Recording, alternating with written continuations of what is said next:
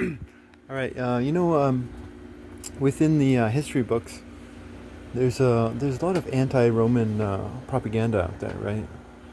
Um, and there's like modern nationalistic and tribal and political reasons for all this. Um, but like, if you just want to look past all the toxic modern speech,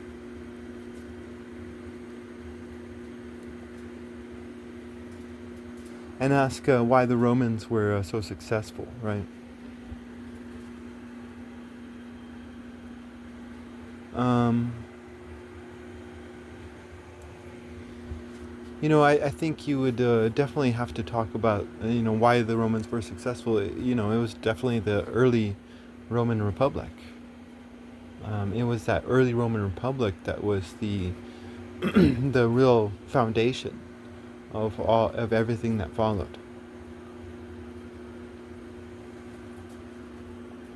And in that early Roman Republic, you had um, you had the aristocrats and then the common folk.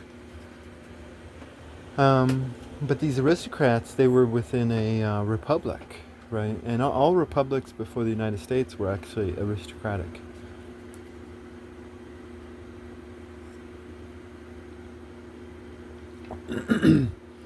Um, and I think like the Articles of Confederation actually tried to make America aristocratic in that the states had aristocratic powers.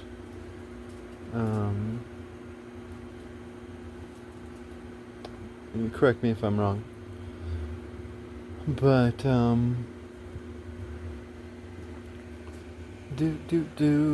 so, but like in the early Roman Republic, these aristocrats, they had to compete for the different offices, right? And all these offices had different names, and um,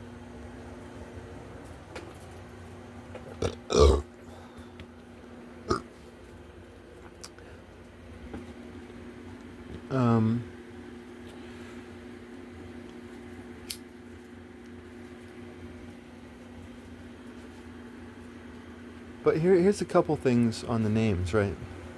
Because each of these aristocrats, they had their family names, right? But their family names meant nothing unless the current generation was meriting respect, right? These aristocrats had to compete against each other, right?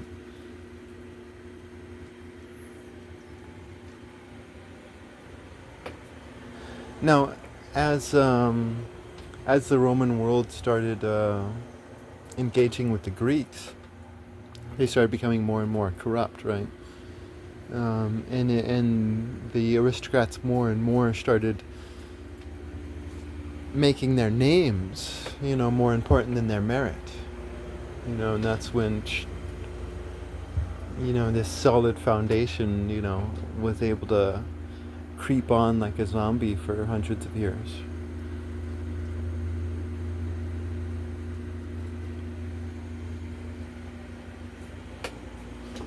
Um, but a second thing about these names is that like we look at these names and we see just normal political names, right? But these names were they're kind of grandiose, and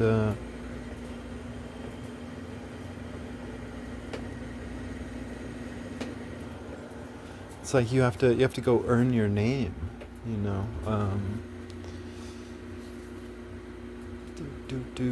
And I think there was I think that really was one of, like, again, we're talking sociology here. We're not talking modern toxic politics, right? We're just trying to look back at all this and ask a question: why were they so successful? And I think this whole meritocracy thing, there's something to that, you know.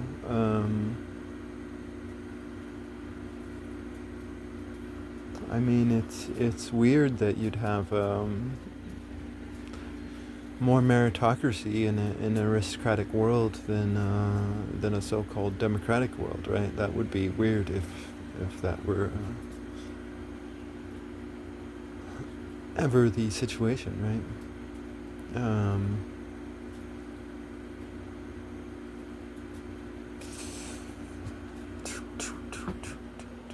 Yeah, no, I totally think there's something to this whole these Roman aristocrats were competing for it's like who are the best Romans? Well, the best Romans are the ones who are performing, you know.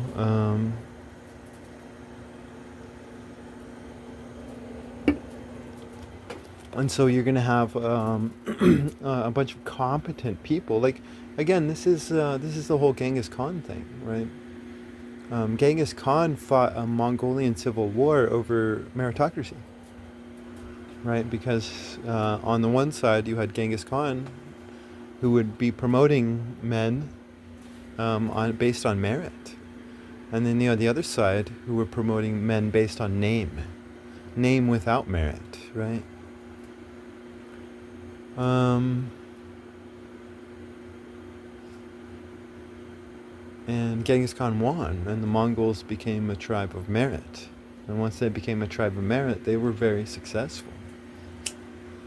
Like, damn.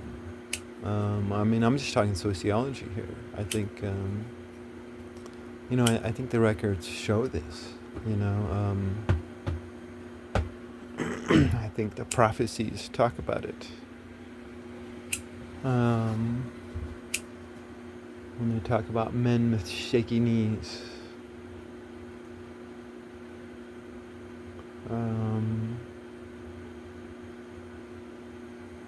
Yeah, no, I totally, again, you have to divorce this from all the toxic political speech out there, um, and the toxic histories, right? I mean, history is really a vehicle used to promote malice, unfortunately, rather than